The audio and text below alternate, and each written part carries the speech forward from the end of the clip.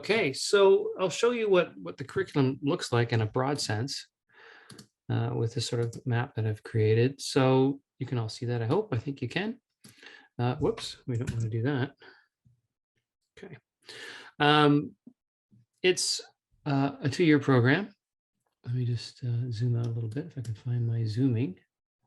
Ah, yes. There we go. Whoops. Yeah, okay.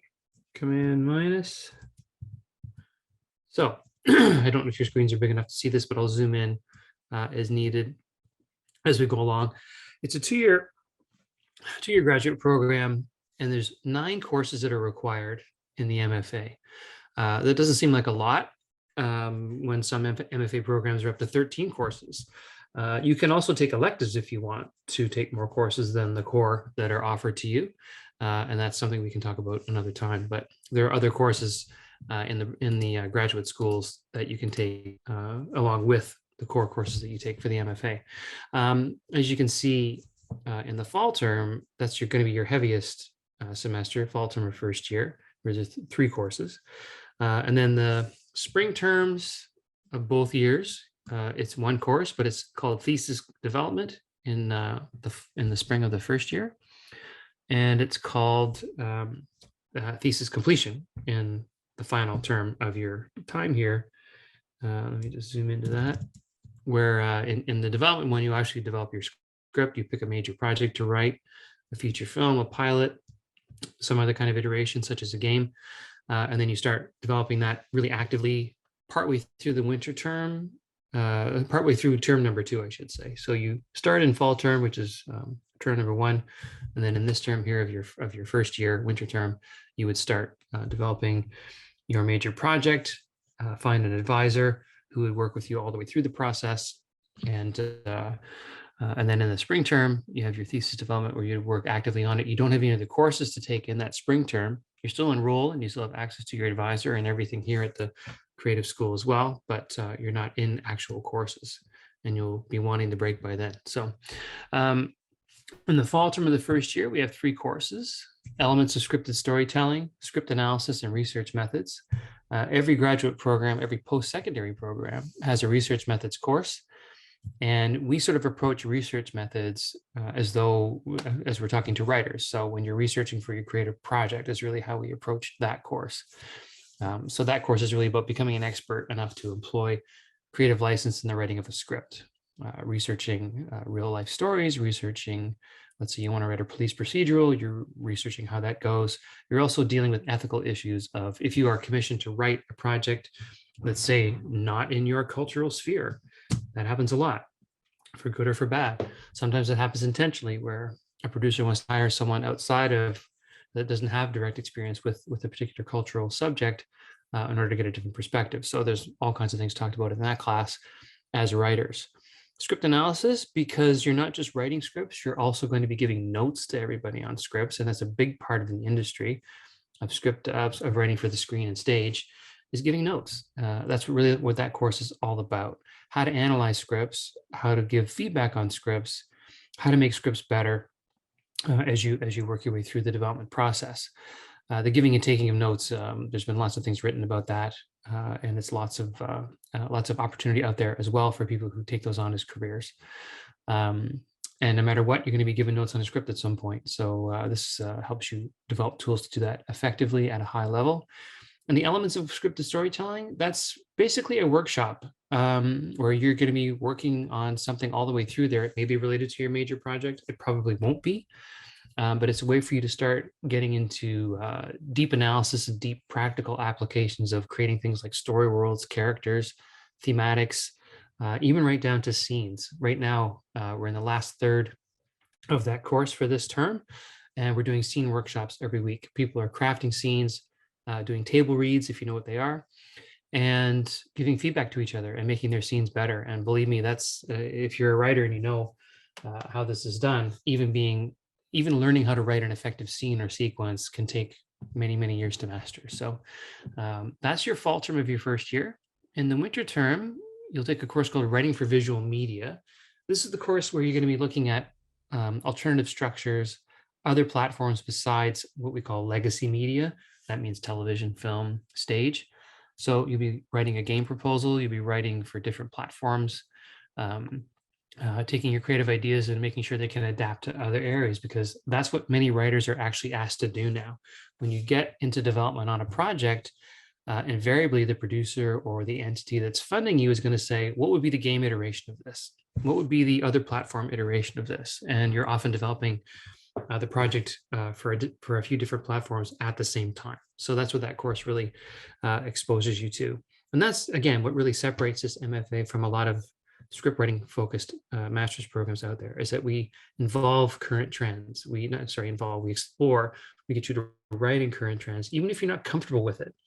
So even if you never write a game again, or even to think about designing a game again, you will know how to talk about that when you're in a meeting, when you're in a development meeting. So we're arming you with that, with those tools to tell stories across platforms.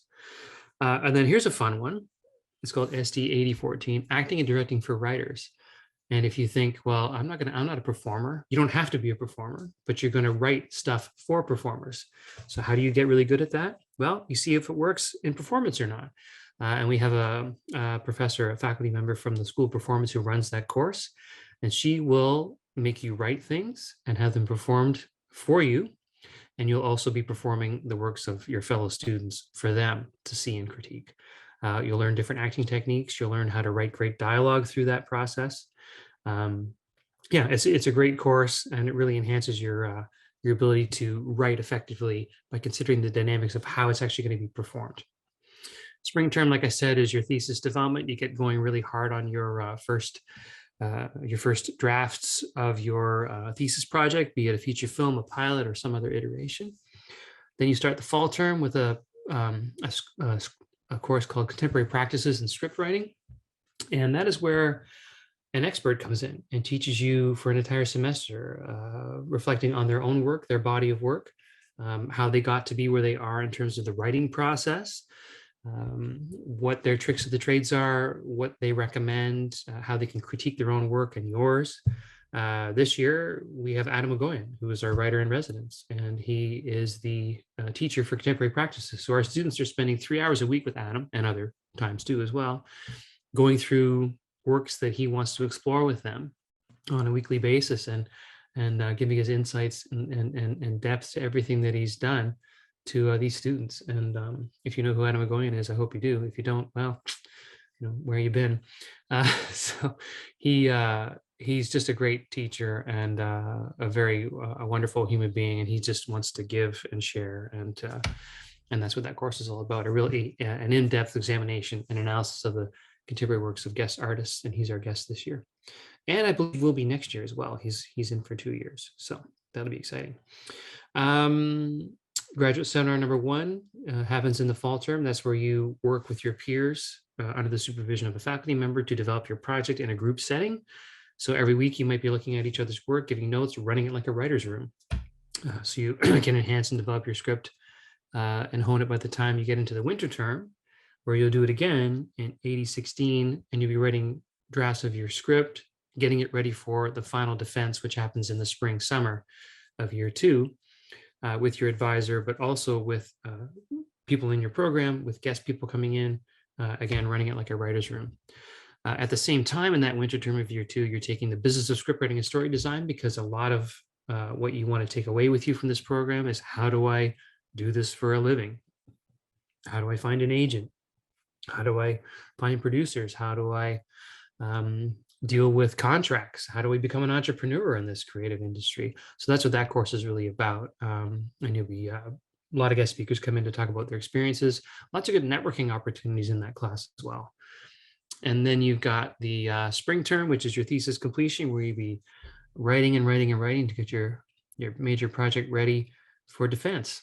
And by defense, I mean presenting it to the faculty and having them critique it, evaluate it, and decide whether or not you have completed a project at the master's level. So there you go. That is the overview of the curriculum and what's contained in it. There's so many things that can branch off of that, but what I really want to do with our time is to field questions about things you want to know about the program. So You want to use the hand emoji or just unmute and say, hey, Michael, I got a question. Feel free. Hey, Michael, I have a question. Hey, hi. So I guess I'm wondering, since the course load it seems to be pretty balanced, like it doesn't, I don't like how many course hours are there a week? So in the fall term, you'll be doing 9 course hours a week. They're 3-hour courses. So 9 hours in the fall term of the first year, and every other term after that is 6 hours per week. I guess my question Now, then is, are a lot of the current students in the program working in whatever industry? well, some of them are, some of them aren't. The program is, so how do I put it? You might be in class for 6 hours a week in the other terms, but you're working on scripted stuff all the time. So in between classes, you're revising drafts of your work. You're working with your peers to get your projects in on time. So those class hours are the culmination of several days of work in between. So writing takes a long time. Writing is something that you have to do over and over again, revisit, revise, redraft. So if your question is about the time commitment, it's more flexible, say, than the Masters of Media Production, which is, I think it's 4 courses a week or something like that. But the time in between expands to be filled by your creative process, which, if you think about it, writing a feature film in a year and a half or a pilot in a year and a half is a hard thing to do. You're in a great environment to do it with this MFA, but a lot of your outside of class time is going to be spent working on your writing. To answer the other question, is there anybody in the current cohorts who are working in the industry? The answer is yes. There's a few people, but they have to do it on a flexible basis. They have to tell their employers, hey, I'm in a graduate program and I cannot be at work at these hours and I need time to do my projects.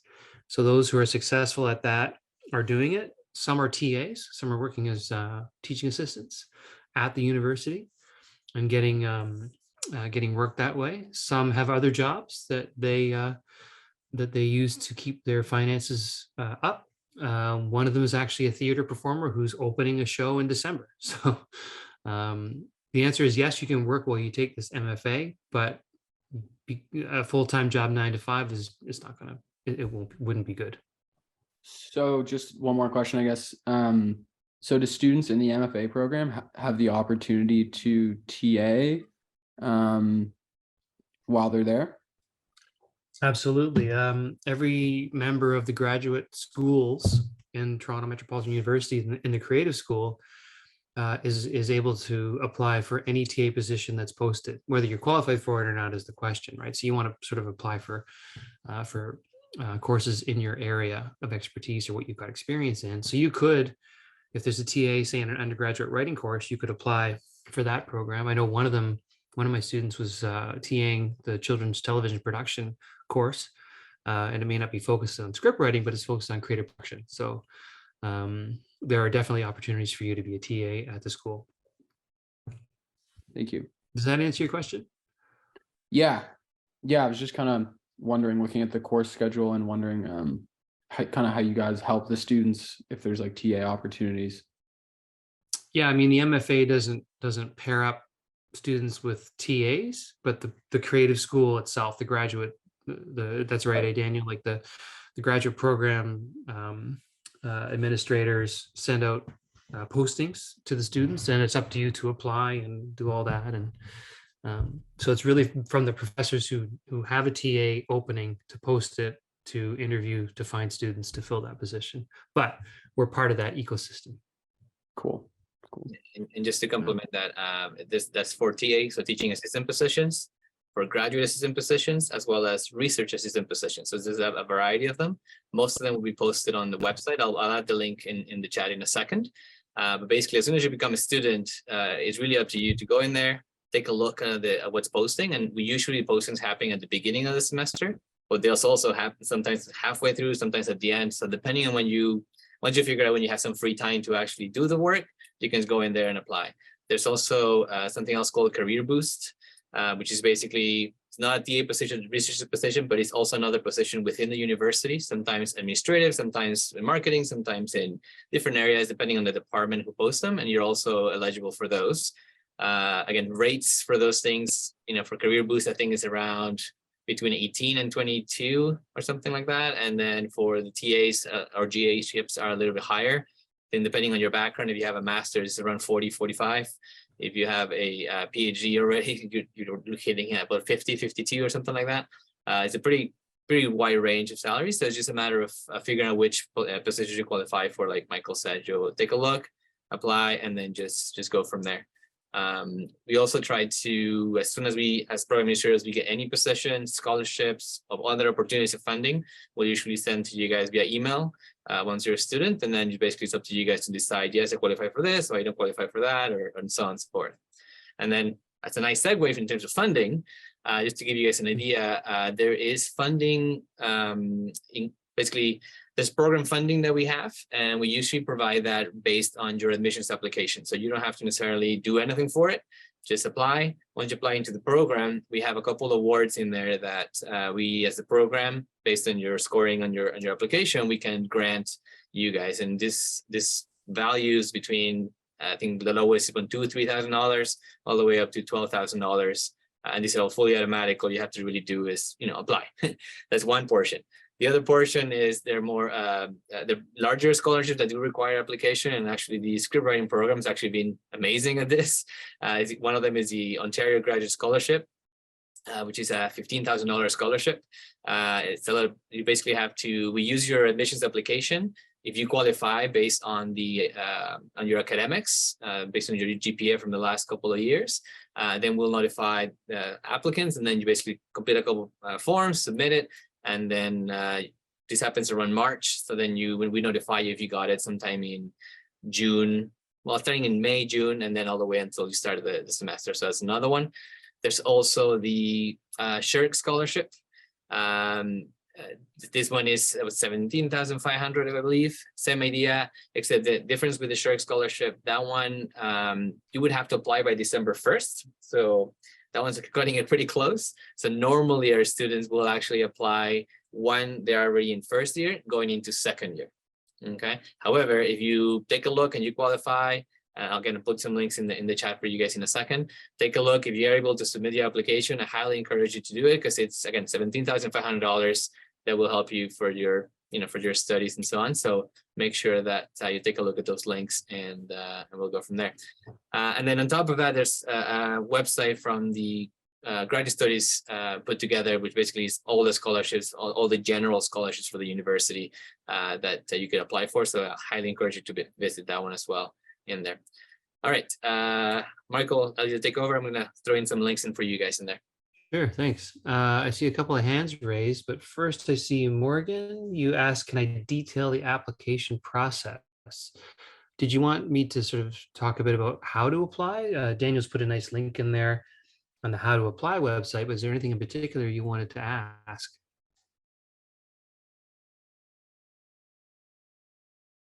Going once? Oh, what am I looking for in applicants? An undergraduate degree in the area of writing, script writing, story development of some kind. That can be a pretty broad spectrum. I mean, if you have an English degree or something like that, that certainly applies. But also a sample of your writing, and you'll see on the website and in the program information that we look for a variety of types of samples, a fully written script of a certain length, like a pilot or a feature or a play. Or you can have a combination of things like a short film and some pitches or something like that, or a paper based on a creative process. Those are all detailed on the website. So what we look for obviously is a certain amount of aptitude for writing scripts. So you don't have to be a brilliant writer. You don't have to have found your voice yet. You don't have to have written something that's been produced or in development or anything like that. But to see that you actually have a handle on the script writing process well enough that when you start the program in the fall of the first year, you're not behind. You're not wondering what a scene is. You're not wondering what an act break is. You're not wondering what dialogue is, right? I know that sounds very basic, but believe me, people apply and they have no script writing experience at all. and they're hoping to get into the program, and that would be bad for them because they would be behind from day one. So that's really what I look for in students. Also in your CV, if you can highlight anything you've done that's industry related or creative writing or script writing related. Doesn't have to be a job. It could be that, well, I volunteered at the Toronto Film Festival with this particular writer, and or I do stand-up comedy in amateur nights. I do this and that. So anything that's related to writing scripts, throw that in your CV, even if you don't think it's, even if it wasn't a paid gig. You know what I'm saying? The acceptance rate, it's pretty competitive. How many applicants did we have last year? Over 50. And I mean, like solid applicants, 50, 55 applicants for 15 positions. So do the math on that. It is pretty competitive. But that's sort of your rate of acceptance. Did that answer your questions, I hope, Morgan? Okay, Sueta had her hand up as well, or their hand up, but I might get your name wrong. First was Bulutero. Bulutero? Hi, it's Bulut. Bulut? Sorry. Yeah, it's just Bulut. It means cloud. Ah, I'm nice to Turkish. see you. Hero part is just hero. Thank you this for, like a okay. fake account from old Like story. like a storyteller, you gotta have a hero. Yeah, that's more like embarrassing part of it, the hero part. But I have two Thanks for questions. Yeah, sure. One is about international students. Like, do you have a limit of international students you accept to the program? And Yeah. how does it, For that one, the answer is yes. We typically we don't have a requirement for international students. We don't need to bring anybody in. There's not a mandate, but we like to diversify the program. Obviously, one student per year is kind of what we're looking at right now. Not a lot, right? So out of the 15 that we have now, one of them is an international student. That's just, because of the rates of applications and things like that. But that's sort of what we look at now. There's no set goal, but we tend to have more than one or two international students would be a bit of a stretch for us in terms of the way that the finances and things go. And also it's an Ontario-based program. So we sort of tend to draw from that pool first, not Ontario, but Canada and everything. So, but that's not to say that you can't, that we can't have more than one international student in any given year. But that's kind of the reality of it right now. We're a fairly new program, so we're not, we're seeing how things go for the whole program in the next 3 or 4 or 5 years. So that may increase, but next year I can't see more than 1 or 2 international students. Okay. I have another question about more like the creative side, Mhm. writing, and that's that. I mean, I graduated from York University for my undergrad. Mhm. I did film production, and I've been working on this story for a while, and it's the animated series. Can I work on that on the program? Is it possible to like develop that? Because I feel like I do put so many ideas, but I cannot navigate through them. So does the program have a guidance? Like, So you're asking if you can work on an existing project? yeah, that's basically, yeah, it's kind of an idea project, Oh. So it's not scripted yet? Yeah, I'm scripting it for other grad applications, but I'm like doing it for the application. So it's your own work that you've Yeah. started it yourself. Yeah, I mean, anything that you submit as a sample is fine. It's just up to you to choose what you think is the best example of your work. I think your other part of the question was, can you make that your major thesis project? Yeah, like the sample I apply with, can I make that my thesis project? Yeah, that's what. Yeah, for sure. It's really up to you to decide what you want your major thesis project to be. And I've had students do that. They said, well, the one I presented to you, I want to keep working on that. I have to tell you though that everybody who said that, only 2 or 3 of them have changed. So they've changed their mind. They've actually said, you know what, I'm going to do something else because of what they've learned in the fall term. and what's been ignited in them for other types of stories. They've already got that other idea, but they're realizing that they're going to modify it significantly or reject it altogether and work on something fresh. But the short answer is, yeah, you could work on whatever you want to work on, as long as it applies to the MFA in terms of its format, right? Like if you say, I want to write a novel, well, no, that's not going to happen. But a scripted project, yeah, where it comes from is really up to you. One follow-up question as last. Sure. So animated TV show is okay for the program? Yep. For sure.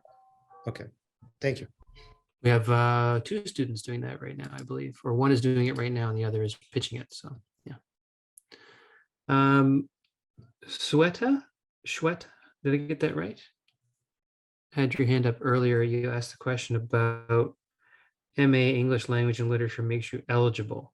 Yes, it would. You have an MA in English Language and Literature. It does, but we'd really want to see that writing sample. So it would be great if you could, because unless your English language MA had a script writing component or a course that dealt in script writing, we want to see that, but also we want to see a scripted sample from you would make your application stronger.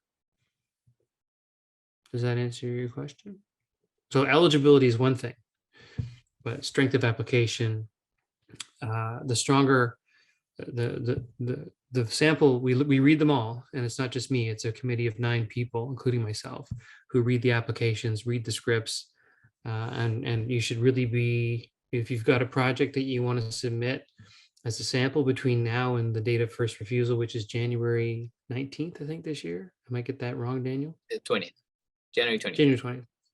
Yeah, so you've got time between now and then to spruce up something that you've written or write something for the application. It could be, you'll see what we'll accept and make that as strong as you can.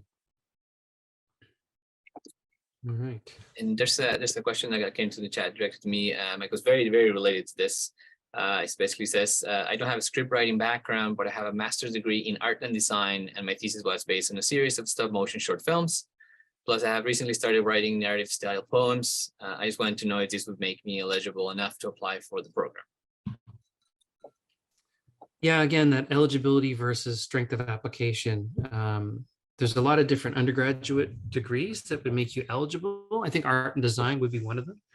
And the fact that you did focus on your project on a series of short films, I think you said. But was that project analyzing the films, or was it writing them, or was it critiquing script? So really, script writing is going to be the thing that we look for. Experience in script writing should be there. So if you're working on a project now, a script that you would want to submit, that should be your focus, for sure, and that would make your application stronger.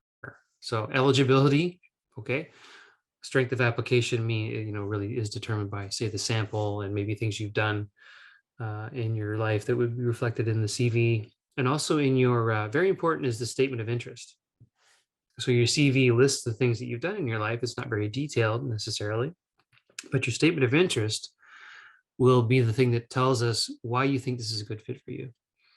And I would encourage you to, if you're trying really hard to be in the program, even though you may not have the experience level that you would be required, I would say it's not good for you or anybody, because not to apply, but to get in, because you'll struggle. I've seen it in the undergraduate programs before, not in the MFA so far, but what you might want to do if that's the case is take the year. Don't apply for January 2023 for next fall.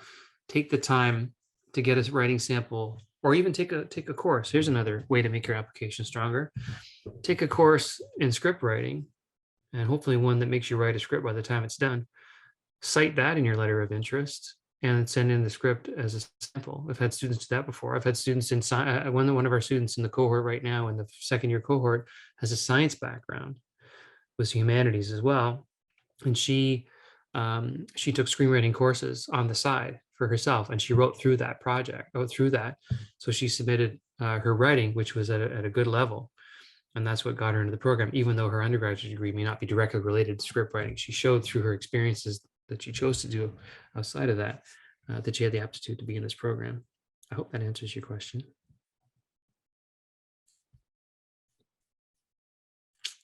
Excellent. And just for everybody to know, I just put a link in there for all the admission requirements for the program as well. So feel free to take a look in case you have any questions. And Michael already mentioned, very important, the statement of interest, obviously your resume, a couple of letters of recommendation and samples of work, which I think Michael mentions kind of key part to be able to determine eligibility versus actually making it into the program, right? So make sure you keep that in mind. And just a quick note about the letters of recommendation. The letters of recommendation, you need usually two. We usually recommend academic letters of recommendation, which is usually from a professor or instructor or someone that knows you in your academic life. And main reason for that is because they will know better how to describe you for an academic program, which is what you're applying to, right? So they'll know to, instead of you writing something like, this person's great, take them in, they will actually say why and how and explain the experiences that they have with you and understand and let the review committee know why they consider you a good candidate and what skills you have that make you a good candidate, which makes the difference in someone getting accepted or not, really, right? And then the second thing to note about that is give them as much time as possible to write the letters of recommendation. So if you're planning to apply before the January 20th deadline, make sure you let them know now and send them your CV, send them your application, send them all the information you can give them, so they have the ability to write a really good letter of recommendation. And then once they do that, make sure they actually write it or maybe they actually do it. The way the system works right here is when you submit your application online, you'll enter the contact information and they basically will get an automated email from TMU, from the university, saying that we are requesting a letter of recommendation for you. And then they will have to go click the link, go online, answer a couple of questions, enter your name, that kind of stuff. And then they can either type the letter right on the browser there, or they can upload a copy they already have for you. And then that goes into the admissions department. If we don't get that, we, as the program, we don't get to see your application, basically. So very, very important that you follow up then with your referees. As soon as you submit the application yourself, it's usually within 3, 4, 5 days, you will get an email confirming that you've received your application. Thank you very much. Here's the links to upload your documents. And then at the same time, usually your referee will get the email saying, please submit a letter of recommendation for this person. Okay, so just make a note. You'll be able to also log in your system and check what's completed, what's not, and so on. So always make sure you check those things, because unfortunately, if we can't see your application, you can't get in. So make sure you always see that. And I don't know if you have anything to add in terms of the admission process. This will be, I think, hopefully. Yeah, that's one of the keynotes, is to check that it's complete. So you'll see in your field which fields need to be filled, and the reference field is one to look out for. The other one to check is the English language proficiency. That field won't appear if you are a domestic applicant. It will appear if you're an international applicant, and it needs to be filled out regardless if all of your education background was done in English or was English. You still have to complete that field. So if your undergraduate degree was in a language other than English, a language test will be required. Those requirements are on the website. You'll have to upload that. If the degree was in English, you'll need to provide, it depends on the scenario, proof from the university, a letter indicating that the English was the medium. Or in some cases, it's understood. Some countries, we know, you would just type in a note saying, I completed my undergraduate degree at this institution. It is an English medium institution. We can verify that, but the odds are you may have to provide proof from the university right with the initial part of the application. So English language to look out for references. Those are the main tips from me. I think if anybody has any other questions about the process, I'm happy to answer. Thank you, Aina. And just a question about, say, I've been out of college for 10 years. I'm not in touch with my professors anymore, film and TV major. Who else would be a competitive recommendation? Michael, you want to weigh in on that one? Yeah, we've had that before, and you can still get letters of application from people who can speak to your abilities as they apply to academics. So you may not be in touch with your professors, or in some cases, like people have retired and you can't even track them down. So I would say, when your employer is a good one. If you've done what I would call maybe not extracurricular work, but industry work, some kind of work in the field of script writing and story design, someone who's been working with you in that form, who could speak to your abilities as they pertain to the program, would be good. Yeah, and employers, like I say, are a very good indication because they'll be honest and they'll speak to things like professionalism, which is a big part of this MFA.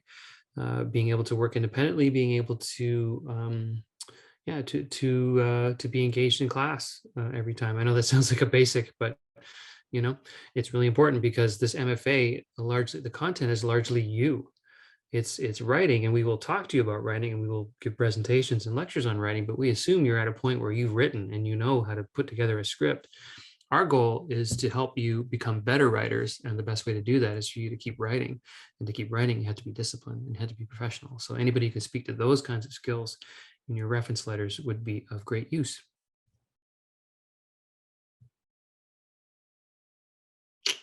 I see a hand up. Aiden, again, hello. I was just wondering if during between the application and acceptance process, do you guys interview your candidates usually? No, there's no interview process for us. We take the reference letters at what they are and the script sample, and the also what undergraduate program you came from, and the letter of intent. That's all we need right now. No plans to interview. I would say, and thanks Daniel for bringing up, get your application in by January 20th, because we are increasingly, there's a lot of applicants, and we do want to get offers out fast because people get snapped up quickly in this world, in this postgraduate world. So if there's a really strong application coming in early, offer goes out. We don't have to have our full 15 or whatever, 14 or 15 students to start making offers. We just start making offers as soon as we can. So I would really encourage you to look at that deadline of first look deadline, they call it, the January 20th one, to be the deadline. So please get it in there. If it's a few days after that, not a big deal, but you want to get it in as soon as possible. And just to add to that, it also applies to some of the scholarships I mentioned before. If you don't apply by that deadline, sometimes a few days, like Michael said, is not a huge deal, but sometimes a few days more than that, and you may miss the opportunity to be considered for those scholarships as well. So it's very, very important to apply by January 20th. And then on that note as well, the application process, when you submit your application to the system, is actually a two-step process. So if you apply online, you say, I want to go to Toronto Metropolitan University, this is my program, and so on, you enter information, and then it's going to be a period, I think it's about 3 to 5 business days you have to wait for us to receive the information before we can actually then send you the email so you can start uploading your things. So don't leave it for January 19th, give yourself about a week or so, or start the first step now and then submit your documents later on. So just keep that in mind so you don't miss the deadline. And you can submit them one piece at a time. You don't have to sit down and put all 5 items. You have the luxury of one night the statement, the next night the resume. So yeah, that's a great point, both of you. Thanks. Angela has her hand up. Hello. Hi. I was just wondering how long would be ideal for the script sample? Ideal? There's a few different things you could submit. Number one on the list is a full script, be it a feature or a pilot. And by length, size, if it's a half-hour pilot, then it's going to be that half-hour page range. If it's a feature, it's going to be the feature range. If it's a pilot for a drama, it's going to be 55 whatever pages. So as long as it fits what you're doing, the page count doesn't really matter. If it's a short film, you might be 15 to 25 pages. The key is to see that if it's a short film, don't think that a short film has any less weight than a full feature just because of page count. If that short film is well put together, well structured, well told enough for us to say, yes, you've got the aptitude for the program, then submit that over the pilot script you've got that's double the page count and you're not quite ready with yet. Know what I mean? Mm-hmm. Yeah, thank you. Sure. Is that to answer your question? Yeah, it does. Cool. I'm going to get this wrong, but I'm going to say it anyway. Is it Lava or Lava? Hi, I'm Lava. I have a question about once you've successfully defended your script, Yeah. and you have that script ready to go, is there avenues for support from getting that script from the page to production, whatever that avenue might be? Is there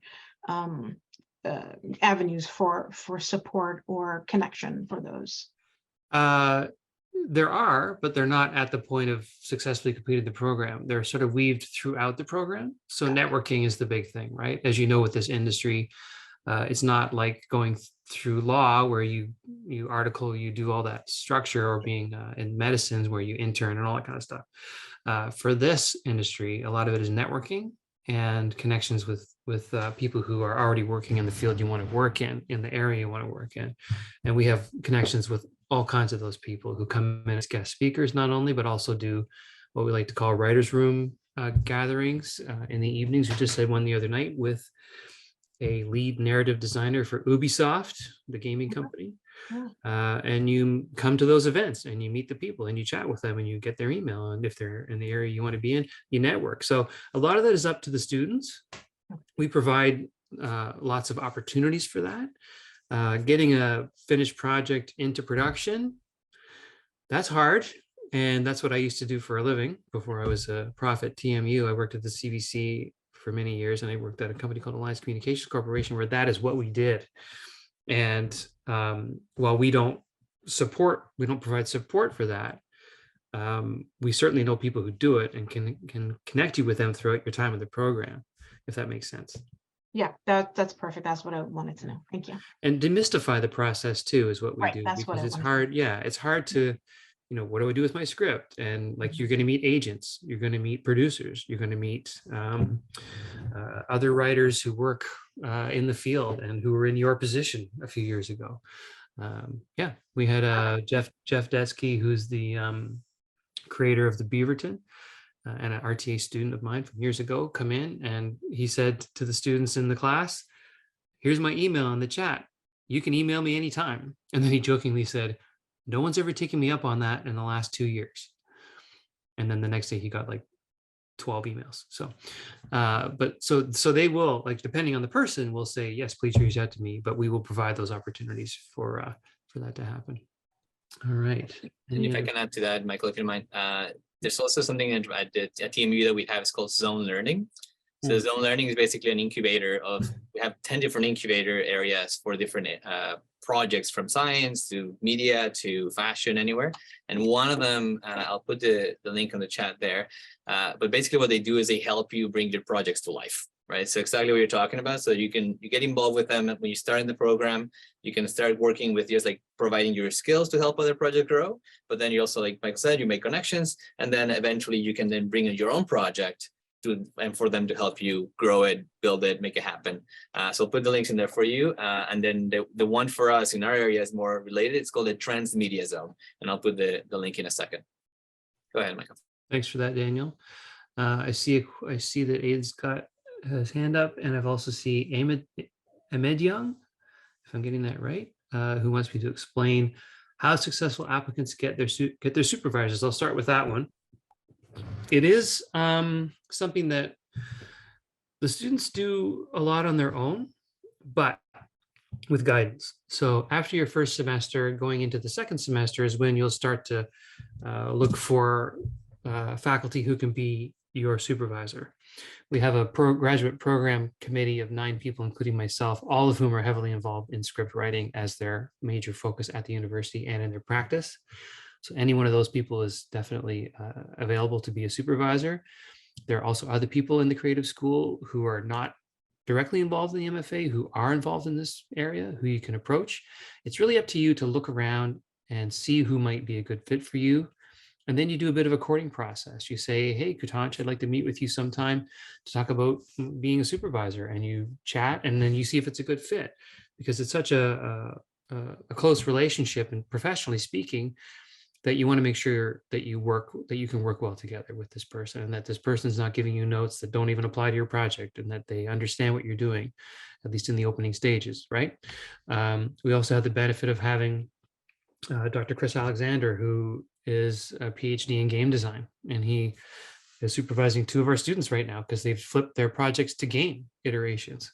So they only found out that he can be the supervisor by asking him. He came to class, he talked, and they said, "Hey, can we talk about this?" And he talked to them, and then they flipped their idea to a game. And now, so the reason why we don't match people with supervisors exclusively is because the student has to figure out what they want to do and who might be best suited for them.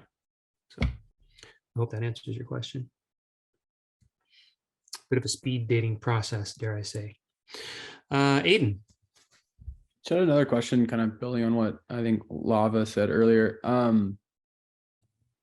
Do the script writing students have any access to the equipment at TMU? Obviously, I understand that they would need necessary experience or skills to use those $1,000 worth of cameras, but it's not a production program. So the short answer is it's limited. There's a lot of people looking for equipment all the time in the undergraduate programs and some of the master's programs. So even though we have an equipment distribution center, it serves RTA, image arts, professional communication, journalism, and other schools, and also the Master of Media Production. So part of our whole pitch for this project was this is not a production program. We will not be using production resources. That said, there's nothing wrong with a student trying to find access to cameras and stuff like that in RTA. You can do it. Certainly you can find spaces, but there's all kinds of things like insurance. None of our students are insured to use the equipment. There's all kinds of things that we just don't support in terms of that because the nature of the program is not production. We would say to you, if you have a good script, but that's going to take you a while to get that. So that's typically my response. That said, Dr. Christopher Alexander, who I mentioned before, is an expert in the Unreal Engine. Does anyone know what the Unreal Engine is? You ever see The Mandalorian? Yes, I hope, yes. This is a online tool to create production. And The Mandalorian season 1 and 3 were all shot in Unreal Engine. And it's free. And you can use it anytime you want. And you can have people in the creative school, including Chris Alexander, who can show you how to get there and how to work it. You have to learn it yourself through the tutorials, but it's free. And you can have, it's a games engine. You can create your own short films or whatever you want in that space without really having to set up lights and stuff. So the short answer is, yeah, you can produce something. Can you, rent a camera or, take cameras out and stuff? That's a bit harder to do, but you don't have to. So, and also, by the way, your phone, right? Your phone is one of the best cameras out there. We have our undergraduates in RTA using their phones to shoot their stuff all the time, or DXLR cameras, right? So I'm sorry, that's a long-winded answer, but I have that answer a lot. And I want to be very clear that and I had a student in the week 3 of the program say, when can I shoot my short film? And I went, what? And I said, well, how's your script? And they said, oh, I don't have one yet. I said, what's your budget? I said, I don't know. And I said, well, I guess what? It takes money and time and a good script to make a short film. So why don't you start with that? And then we'll see if we can help you get some equipment. So not to be glib about it, but I want to be very clear that when you come in here and it says you have access to the ecosystem at the creative school, it doesn't mean that you can take cameras out to shoot stuff on a regular basis. Sorry. But that said, the Unreal Engine is amazing. I don't know how to use it myself, but Chris has shown me what you can do with it. And it's incredibly slick and professional and quite a tool. And that's what you're going to see more and more of these days. So there you go. Well, any other questions or comments for me or Aina or Daniel? Just a quick note on and back to the equipment thing just briefly. The library does have some basic equipment. It's not RTA, but those are, so there's ways to get the small things, but not everything. Like Michael said. But yeah, anyway. So if you guys have any questions, I'm gonna put our email addresses and everything on the chat. So I know we're almost closing there, and I'm gonna see, if there's nothing else in there, I'll just put stuff in there. Feel free to reach out to us anytime afterwards. better to ask a question than, make it a quick error or something or delay your application. So feel free to do it. We'll have a whole team here to help you. So please take advantage of that. And yeah, and thank you for joining us. And I'll leave it open while I enter our email addresses here. Yeah, please reach out if you got a question about anything. And if I can't answer it, I can always redirect to Daniel and Ina. But yeah, don't feel free to ask me anything. The program's, like I said, it's pretty new, but the people involved in it have been around for a while. So the 3 pillar schools, and yeah, so please reach out if you have any questions. I want to thank everybody for coming. Love to see the interest. This is fantastic.